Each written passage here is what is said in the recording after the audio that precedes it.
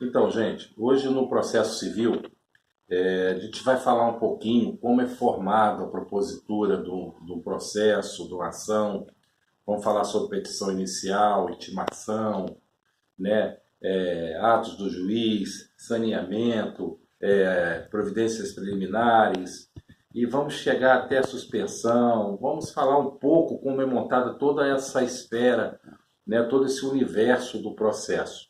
Vamos começar com a petição inicial, o artigo 312, que fala o seguinte: considera-se proposta a ação quando a petição for protocolada, todavia não produzirá efeito ao réu só depois da citação válida. O que quer dizer isso?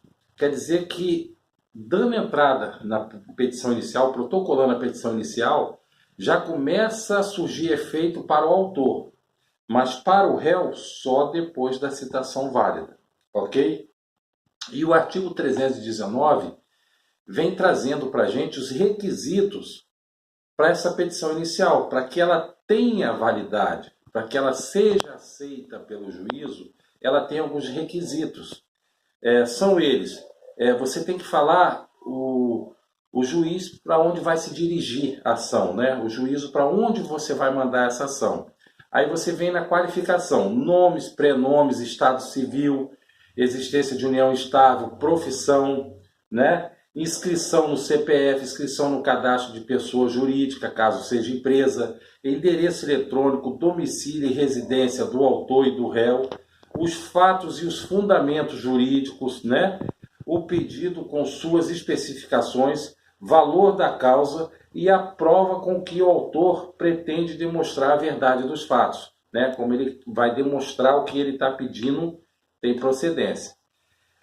Fazendo isso, protocolando isso, é claro que tem mais outros requisitos, mas que não são requisitos que anulam a petição inicial, tipo indicação de audiência de mediação e conciliação. Ali, olhando lá no 319, você vai ver isso aí, mas os requisitos essenciais são esses que eu enumerei para vocês. Recebendo essa petição inicial, como o juiz se comporta? Ele pode analisar essa petição inicial e mandar emendar, ver um errozinho e falar: olha, conserta isso aqui. Ele dá um prazo de 30 dias, fala: eu quero que emenda a petição inicial. Ele pode dar indeferimento também à petição inicial, né? Por exemplo, considerar inepta, né? Manifesta ilegitimidade, falta do interesse de agir, né? A ausência de emenda na petição inicial, se ele mandar emendar e voltar sem a emenda, ele pode também indeferir, julgamento em procedência liminar e também citar o réu, né? Porque ele recebeu a petição, analisou, está tudo certinho, chama-se o réu para o processo para que ele aí apresente a sua defesa. E depois disso vem as providências preliminares e o saneamento do processo. As providências preliminares estão ali do artigo 348 ao artigo 353, que é quando o juiz ele começa a dar ônus da prova, a falar quem tem que provar o quê, quem tem que trazer a prova tal, documentação. Ele começa a ajeitar o processo e a trazer elementos, né, que compõem esse processo. E o saneamento do processo é exatamente onde vai eliminar os vícios, né? Ele vai eliminar vícios, irregularidades e nulidades processuais. O que ele vai fazer aí? Ele vai tirar o que não está prestando no processo, o que não serve para o processo, para ele preparar a sentença. Então, gente, dito isso, a gente pode falar agora da suspensão do processo. Artigo 313.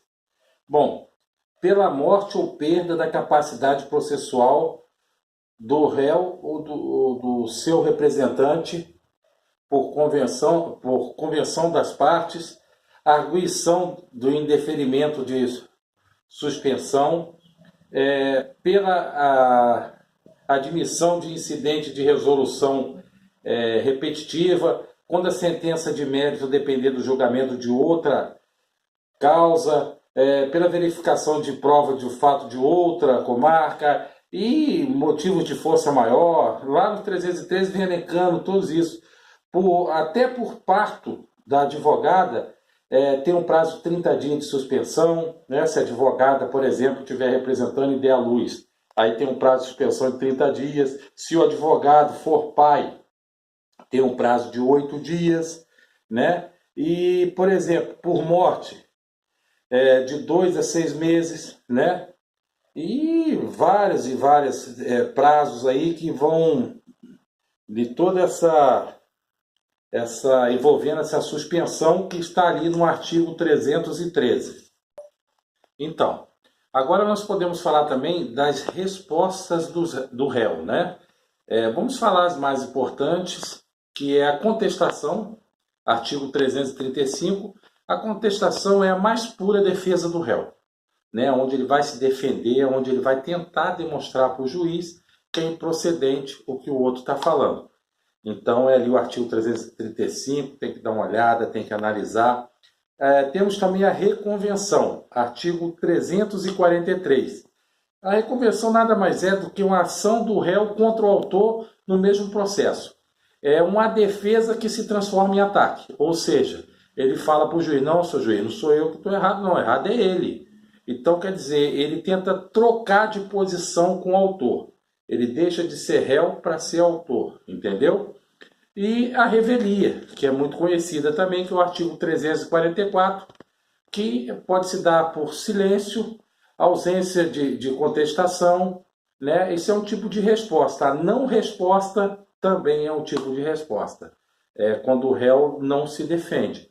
Então, presume-se ser verdade o que o autor falou. Tem que tomar muito cuidado com os efeitos da revelia. Lá no 344 você acha isso tudo.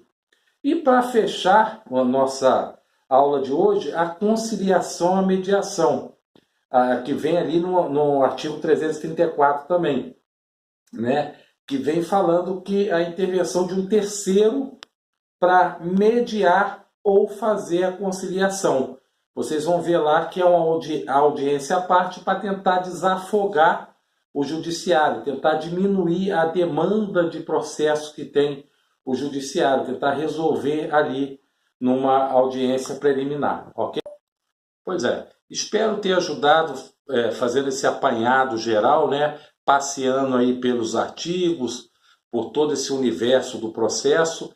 É claro que vocês têm que pegar o artigo, ler, não adianta, direito tem que ler. Sentar lá, ler, olhar o artigo, assistir videoaulas para vocês assimilarem melhor aí, tá? Desejo uma boa sorte a todos, um forte abraço e até a próxima.